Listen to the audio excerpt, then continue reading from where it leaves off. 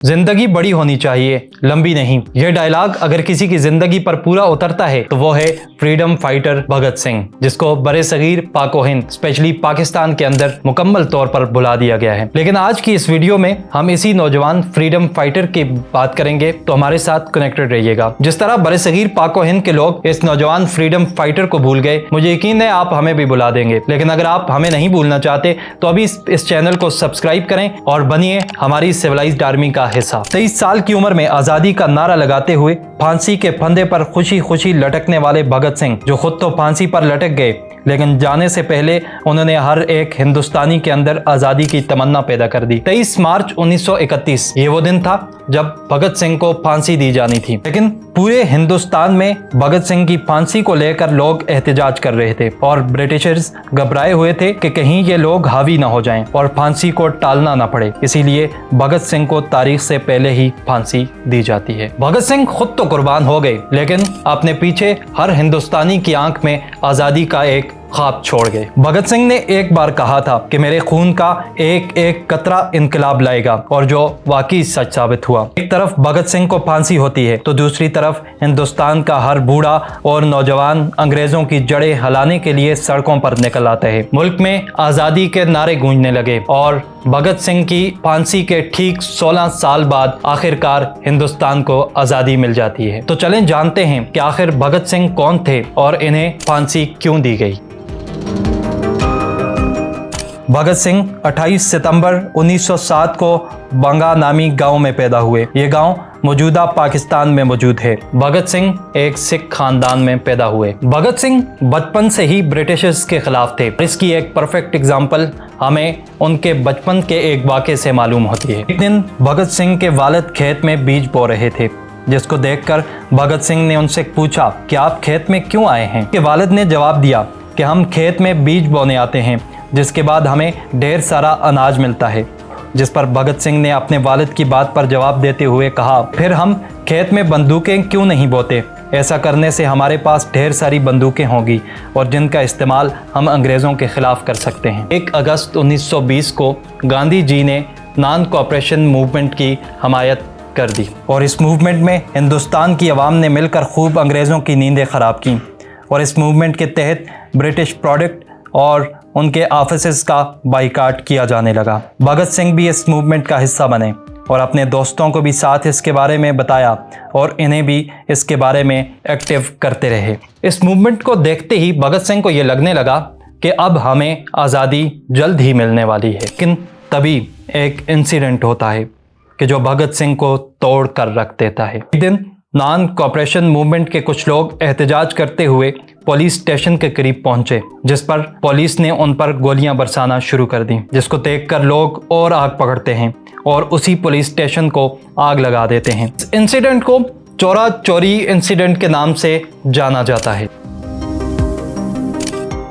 अब जैसे ही गांधी जी को इस इंसिडेंट के बारे में पता चलता है तो वो इस मूवमेंट से बाइकाट का ऐलान कर देते हैं। उनकी आज़ादी का ख्वाब टूट रहा था, इसलिए उन्होंने खुद कुछ करने के बारे में सोचा। 1923 में भगत सिंह ने लाहौर के नेशनल कॉलेज में दाखिला ले लिया। अब भगत सिंह ने अपनी सोच को मज़ीद उजागर करना शुरू कर दिया, मुख्तलिफ किताबें पढ़ना शुरू कर दी और एक अलग निगाह से दुनिया को देखना शुरू कर दिया। भगत सिंह कई रेवोल्यूशनरीज को पढ़ते और उनकी सोच को अपनी सोच से मिलाने की कोशिश करते। एक तरफ जहां भगत सिंह मुल्क की आज़ादी के लिए कोशां थे, तो दूसरी तरफ उनके घर में उनकी शादी के हवाले से बातचीत हो रही थी, जिस पर भगत सिंह ने अपने घर वालों को साफ साफ बता दिया कि अगर आज़ादी से पहले मेरी शादी होती है तो मौत ही मेरी दुल्हन बनेगी। इस दौरान वो कानपुर चले गए और वहाँ उन्होंने मुख्तलिफ लोगों से मिलना जुलना शुरू कर दिया और 1924 में हिंदुस्तान रिपब्लिक एसोसिएशन को ज्वाइन कर लिया और उस वक्त चंद्रा शेख आज़ाद उसके ऑर्गेनाइजर्स थे। इस दौरान उनकी मुलाकातें कई जर्नलिस्ट से हुई और बिलाखिर भगत सिंह ने भी कई मैगजीन्स के साथ काम किया और बहुत नाम कमाया। उनकी पर्सनालिटी की तरह उनके लिखने का अंदाज भी ज़रा हटके था और उनके लिखे कई आर्टिकल्स को अंग्रेज़ों ने बैन करवा दिया था और इसी वजह से अब अंग्रेज़ भी भगत सिंह को पहचानने लगे। अप्रैल 1926 में भगत सिंह की मुलाकात सोहन सिंह जॉर्ज से हुई, जो कि एक लीडर और फ्रीडम फाइटर थे।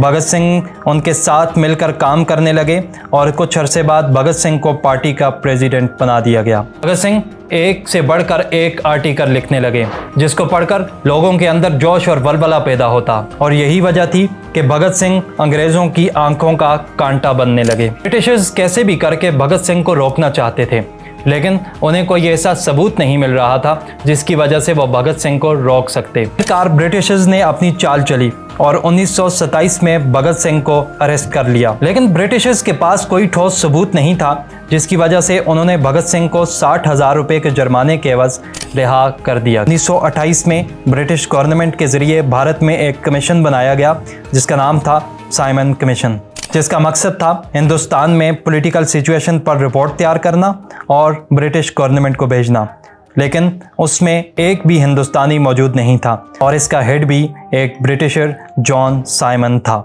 इसी बिना पर एक ग्रुप ने इस कमीशन के खिलाफ एहतजाज शुरू कर दिया। इस प्रोटेस्ट को देखते देखते हिंदुस्तान के अंदर कई प्रोटेस्ट और भी शुरू हो गए। हर कोई साइमन गो बैक के नारे लगाने लगा, लेकिन ये प्रोटेस्ट ब्रिटिशर्स को नहीं भा रहे थे और इसी वजह से वो कुछ ऐसा करते हैं जिसके बाद भगत सिंह कलम के बजाय हाथ में बंदूक ले लेते हैं। भगत सिंह को ब्रिटिशर्स के बनाए गए पब्लिक सेफ्टी बिल और ट्रेड डिस्प्यूट बिल से परेशानी थी। पब्लिक सेफ्टी बिल के मुताबिक ब्रिटिशर्स बिना रीज़न बताए किसी को भी गिरफ्तार कर सकते थे और ट्रेड डिस्प्यूट बिल के मुताबिक ब्रिटिशर्स के पास अख्तियारात थे, वो किसी भी प्रोटेस्ट को इलीगल करार दे सकते थे। इन दोनों बिलों को असेंबली ने रिजेक्ट कर दिया था, लेकिन वाइसराय ने अपनी स्पेशल पावर्स के ज़रिए इन्हें दोबारा मंजूर करवा दिया, जिसके बाद भगत सिंह ने सेंट्रल लेजिस्लेटिव असेंबली में एक बॉम्ब एक्सप्लोजन का फैसला किया। भगत सिंह ये जानते थे कि अगर उन्होंने इस प्लान में हिस्सा खुद भी लिया तो बचकर वापसी नामुमकिन है, लेकिन वो ये मानते थे आज़ादी उनका मकसद है और आज़ादी सिर्फ बोलने से नहीं मिलती, बल्कि आज़ादी के लिए लड़ना पड़ता है। इस प्लान को एग्जीक्यूट करने से पहले भगत सिंह ने यह भी कहा था, अगर मेरी जान चली भी जाती है तो इसके बाद भारत में हर घर से एक नया भगत सिंह पैदा होगा। फाइनली वो दिन आता है जब बटुकेश्वर दत्त और भगत सिंह दिल्ली असेंबली में बॉम्बिंग के लिए तैयार होते हैं। 8 अप्रैल 1929 को भगत सिंह और बटुकेश्वर दत्त पब्लिक गैलरी से असेंबली में 2 बॉम्ब फेंकते हैं। बॉम्ब का मकसद किसी को मारना नहीं होता, इसलिए इन्हें खाली जगहों पर फेंका जाता है। बॉम्ब से पूरी असेंबली में धुआं हो जाता है और इसकी आवाज़ भी बहुत तेज़ होती है, लेकिन यहाँ पर अगर भगत सिंह और बटुकेश्वर दत्त चाहते तो भाग सकते थे, लेकिन वो ऐसा नहीं करते। वो वहीं पर खड़े हो जाते हैं और खड़े होकर ज़ोर ज़ोर से इनकलाब जिंदाबाद के नारे लगाते हैं और साथ कुछ पम्फलेट फेंकते हैं जिन पर लिखा होता है, बहरों को सुनने के लिए धमाकों की ज़रूरत होती है। दोनों को अरेस्ट किया जाता है, लेकिन यहाँ अरेस्ट होने का मकसद ये था कि कोर्ट ट्रायल के ज़रिए पूरे हिंदुस्तान तक अपनी आवाज़ को पहुँचाया जाए, ताकि सब जाग के आज़ादी की तहरीक में हिस्सा ले सकें। अरेस्ट के बाद दोनों को लाहौर के बोरस्टल जेल में डाल दिया जाता है, जहाँ 10 जुलाई 1929 को दोनों के ऊपर मुकदमा शुरू होता है। ट्रायल्स के शुरू में दोनों अपना केस बड़ी संजीदगी के साथ लड़ते हैं, लेकिन आहिस्ता आहिस्ता उन्हें ये मालूम होने लगता है कि इसका कोई भी फ़ायदा नहीं है, क्योंकि अंग्रेज़ इन दोनों को कभी भी जेल से वापस नहीं निकालेंगे। बटुकेश्वर दत्त की तरफ से अफसर अली केस लड़ते हैं, जबकि भगत सिंह खुद अपना केस लड़ते हैं, लेकिन ब्रिटिशर्स किसी भी सूरत में भगत सिंह जैसे फ्रीडम फाइटर को ज़िंदा वापस नहीं भेजना चाहते। इसी वजह से वो भगत सिंह के कुछ करीबी साथियों से भगत सिंह के ख़िलाफ़ गवाही दिलवाती हैं और 10 जुलाई 1929 को सभी ट्रायल एक स्पेशल सेशन कोर्ट में होते हैं, जहां 28 एक्यूज्ड रेवोल्यूशनरीज़ के अगेंस्ट सज़ा सुनाई जाती है। कोर्ट अपना फ़ैसला सुनाता है, जिसमें भगत सिंह, राजगुरु और सुखदेव को कैपिटल पनिशमेंट दी जाती है। भगत सिंह जब जेल में यूरोपियन प्रिजनर्स और इंडियन प्रिजनर्स में डिस्क्रिमिनेशन देखते हैं और वो इनके ख़िलाफ़ ब्रिटिशर्स से मांग करते हैं, जब मांग पूरी नहीं होती तो 116 दिन हंगर स्ट्राइक करके हिस्ट्री रिकॉर्ड करते हैं और आखिरकार जेल में कैदियों को उनके हुकूक दिलवाते हैं।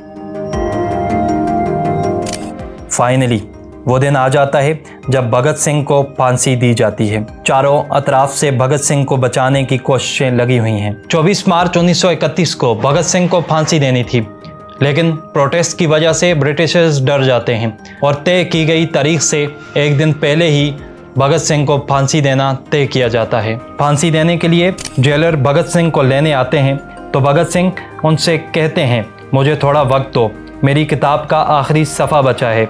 और आखिरी सफ़ा पढ़ने के बाद जेलर के साथ जाने के लिए तैयार हो जाते हैं। और आखिरकार 23 मार्च 1931 की शाम ठीक 7:30 पर भगत सिंह, राजगुरु और सुखदेव को फांसी दी जाती है। तीनों फांसी के फंदे को चूमकर इनकलाब जिंदाबाद का नारा लगाते हुए इस दुनिया को हमेशा के लिए अलविदा कह देते हैं। तीनों को फांसी पर लटका तो दिया जाता है, लेकिन इनकी आज़ादी का सपना ठीक इनकी फांसी के 16 साल बाद पूरा होता है और हिंदुस्तान को ब्रिटिशर्स यानी अंग्रेज